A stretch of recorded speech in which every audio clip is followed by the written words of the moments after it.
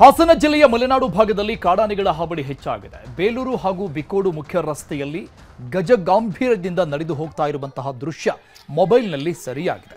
ಕಾಡಾನೆ ಭೀಮನಿಗೆ ಎಸ್ಕಾರ್ಟ್ ಮಾಡಿದ್ದಾರೆ ಅರಣ್ಯ ಇಲಾಖೆ ಸಿಬ್ಬಂದಿ. ರಸ್ತೆಯಲ್ಲಿ ನಡೆದುಕೊಂಡು ಬಂದು ಬಿಕ್ಕೋಡು ಎಸ್ಟೇಟ್ ಒಳಕ್ಕೆ ಹೋಗಿದ್ದಾನೆ ಕಾಡಾನೆ ಭೀಮ. ಕಾಡಾನೆ ಎಂಟ್ರಿ ಆದ ತಕ್ಷಣ ಎಸ್ಟೇಟ್ನಲ್ಲಿ ಕೆಲಸ ಮಾಡ್ತಾ ಇದ್ದ ಕಾರ್ಮಿಕರನ್ನ ಮನೆಗೆ ಕಳಿಸಿದ್ದಾರೆ ಎಸ್ಟೇಟ್ನ ರೈಟರ್. ಏನ್ ಮರಿ ಆನಿದು, ಏನ್ ಸೈತಾನ ಆನಿದು,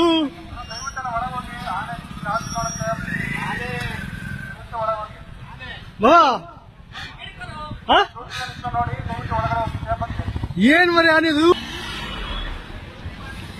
ಏನ್ ಸೈತಾನ ಆನಿದು.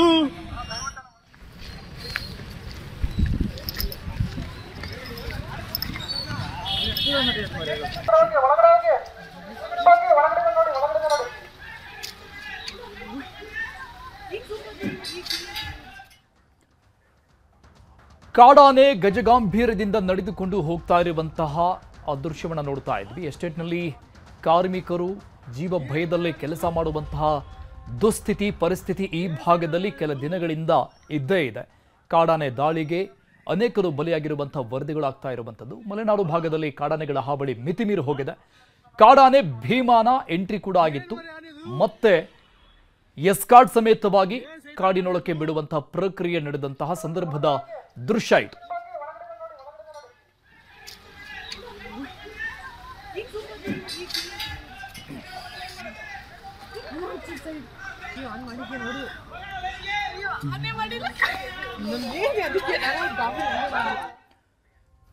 ರೈತರ ಅನುಕೂಲಕ್ಕೆ ಅಂತ ಹಾವೇರಿಯ ರಾಣೆಬೆನ್ನೂರು ಹೊರವಲಯದಲ್ಲಿ ಹೊಸ ಎಪಿಎಂಸಿ ಯಾರ್ಡ್ ನಿರ್ಮಾಣ ಆಗಿದೆ. ಆದರೆ 2022ರಲ್ಲಿ ಕಾಮಗಾರಿ ಮುಕ್ತಾಯ ಆದರೂ ಕೂಡ ಇದುವರೆಗೂ ಎಪಿಎಂಸಿ ಯಾರ್ಡ್ ಉದ್ಘಾಟನೆ ಮಾತ್ರ ಆಗಿಲ್ಲ. 222 ಎಕರೆಯಲ್ಲಿ 130 ಕೋಟಿ ರೂಪಾಯಿ ವೆಚ್ಚದಲ್ಲಿ ನಿರ್ಮಾಣ ಆಗಿರುವಂತಹ ಸುಸಜ್ಜಿತ ಎಪಿಎಂಸಿ ಯಾರ್ಡ್ ಉದ್ಘಾಟನೆ ಆಗದೇನೆ ರೈತರಿಗೆ ಅನಾನುಕೂಲ ಆಗಿದೆ. ಈ ಸಮಸ್ಯೆ ಬಗ್ಗೆ ನಮ್ಮೂರಲ್ಲಿ ನ್ಯೂಸ್ 18 ಕಾರ್ಯಕ್ರಮದಲ್ಲಿ ತೋರಿಸ್ತೀವಿ, ನೋಡಿ.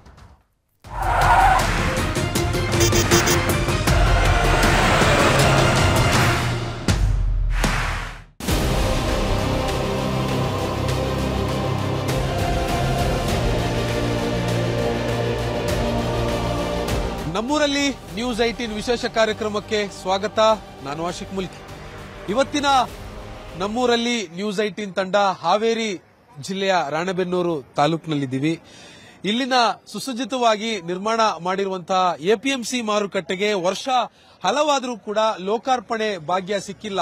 ಇದರಿಂದಾಗಿ ರೈತರಿಗೆ ಸಾಕಷ್ಟು ತೊಂದರೆಗಳು ಈ ಭಾಗದಲ್ಲಿ ಆಗ್ತಾ ಇರುವಂತದ್ದು. ಬರೋಬ್ಬರಿ 222 ಎಕರೆಯಲ್ಲಿ 130 ಕೋಟಿ ರೂಪಾಯಿ ಖರ್ಚು ಮಾಡಿ ಸುಸಜ್ಜಿತವಾಗಿರುವಂತಹ ಎಪಿಎಂಸಿ ಯಾರ್ಡ್ನ ನಿಂಭಾಗದಲ್ಲಿ ನೀವೇನ್ ನೋಡ್ತಾ ಇದ್ದೀರಿ, ಇದನ್ನ ಇಲ್ಲಿ ನಿರ್ಮಾಣ ಮಾಡಿದ್ರು. 2019ರಲ್ಲಿ ಕಾಮಗಾರಿ ಶುರು ಮಾಡಿ 2022ರಲ್ಲಿ ಕಾಮಗಾರಿ ಮುಕ್ತಾಯ ಆಗಿದೆ. ಈಗ ಮುಕ್ತಾಯ ಆಗಿ 3 ವರ್ಷ ಆದರೂ ಕೂಡ ಇದನ್ನ ಉದ್ಘಾಟನೆ ಮಾಡಿಲ್ಲ. ಇದರಲ್ಲಿ ಸಾಕಷ್ಟು ರಾಜಕೀಯ ಇದೆ ಅನ್ನುವಂಥದ್ದು ರೈತರು ಇಲ್ಲಿ ನೇರವಾಗಿ ಆರೋಪವನ್ನ ಮಾಡ್ತಿದ್ದಾರೆ. ಇದರಿಂದಾಗಿ ಆಗ್ತಾ ಇರುವಂತಹ ಸಮಸ್ಯೆಗಳೇನು ರೈತರಿಗೆ ಅನ್ನುವಂಥದ್ದನ್ನ ಖುದ್ದು ಇಲ್ಲಿ ರೈತರಿದ್ದಾರೆ, ಅವ್ರನ್ನ ಮಾತಾಡಿಸ್ತಾ ನಾವು ತಿಳ್ಕೊಳ್ಳೋಣ.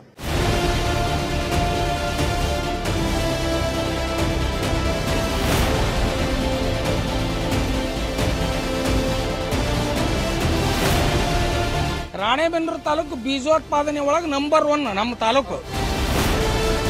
ಮೆಗಾ ಮಾರುಕಟ್ಟೆನ ಇಟ್ಕೊಂಡು ನಾವು ಹಾಳು ಬಿದ್ದು ಪಾಳು ಬಿದ್ದ ಮನೆ ಅಂತ ಇದನ್ನ ನೋಡಬೇಕಂತ ಪರಿಸ್ಥಿತಿ ಬಂದಿತ್ತಪ್ಪ ಅಂತಂದ್ರ ಈ ಒಂದ್ ಸಂಗತಿ ನಮ್ಗೆ ನೋವು ಆಗ್ತೈತಿ, ದುಃಖ ಆಗೈತಿ. ನಿಂದ್ರಾಕ ನಿಲ್ಲಕ ನೆರಳಿಲ್ಲ, ನೀರಿಲ್ಲ. ಮುದುಕರು ಮೂಡ್ರ ಆ ಕಡೆ ಹೋದ್ರ ತಡೆಯಕ್ ಹೋದಂದ್ರೆ ಸತ್ತ ಹೋಗ್ರಿ. ಈ ಬಣ ಬಡದಾಟದೊಳಗ ಇದು ಕೊಲೆ ಆದಂಗ್ರಿ.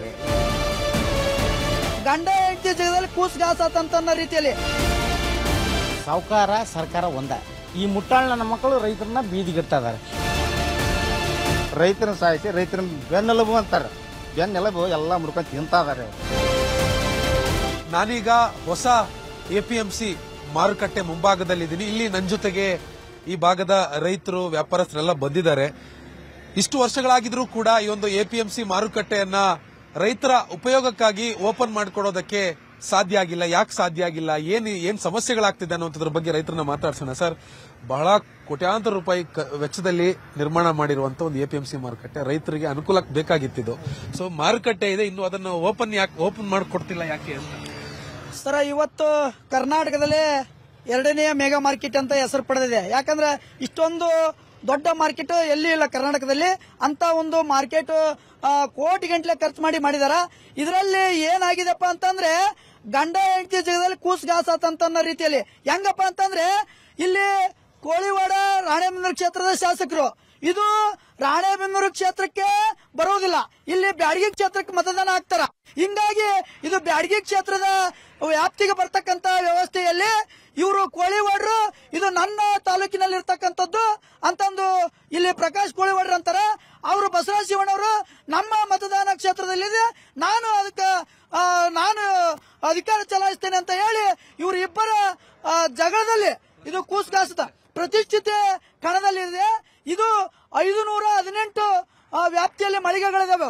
ಸಾಮಾನ್ಯ ಎಲ್ಲ ವ್ಯಾಪ್ತಿಯಲ್ಲಿ 300 ಟೆಂಡರ್ ಕರೆದಿದ್ರು. 300 ಟೆಂಡರ್ಗಳಲ್ಲಿ 47 ಟೆಂಡರ್ ಆಯ್ಕೆಗಳಾಗಿದಾವೆ. ಆದ್ರೆ ಇನ್ನೂ ಈ ಸ್ವತ್ತು ಆಗಿಲ್ಲ. ಇದರಲ್ಲಿ ತಾಂತ್ರಿಕ ದೋಷಗಳಿಂದ ಇವರು ಗುದ್ದಾಟದಿಂದ ಇವತ್ತು ಇಂತ ಒಂದು ಕೋಟಿ ಗಂಟಲೆ ಖರ್ಚು ಮಾಡಿದಂತ ಮೆಗಾ ಮಾರ್ಕೆಟ್ ನೆಲೆಗುಂದಿದೆ. ಎಲ್ಲಾ ಸೌಲಭ್ಯಗಳು ಇದಾವೆ ಒಳಗಡೆ, ಆದ್ರೂ ಅವಕಾಶ ಸಿಗ್ತಾ ಇಲ್ಲ ಅಂತಂದ್ರೆ ಕೋಟ್ಯಾಂತರ ರೂಪಾಯಿ ತೆರಿಗೆ ದುಡ್ಡನ್ನ ವೆಚ್ಚ ಮಾಡಿ ಕಟ್ಟಿರ್ತಾರೆ. ಈಗ ಪಾಳು ಬೀಳ್ತಾ ಇದೆ. ಸರ್, 100ಕ್ಕೆ 100 ಅಕ್ಷರಶಃ ಸತ್ಯ. ಯಾಕಂತಂದ್ರೆ ಅಧಿಕಾರಿಗಳು ತಮ್ಮ ಜಗಳದಲ್ಲಿ ಅಥವಾ ತಮ್ಮ ವಾಕ್ಸಮರ ಅಂತಾರ, ವಾಕ್ಸಮರದಲ್ಲಿ ಇವತ್ತ ನಿರ್ಲಕ್ಷ್ಯ ಧೋರಣೆಗೆ ಅದು ಒಂದು ಉದಾಹರಣೆ ಅಂತ ಹೇಳೋದು, ಸ್ವಚ್ಛ ಮತ್ತು ಒಂದು ಉದಾಹರಣೆ ಅಂತ ಹೇಳಿ.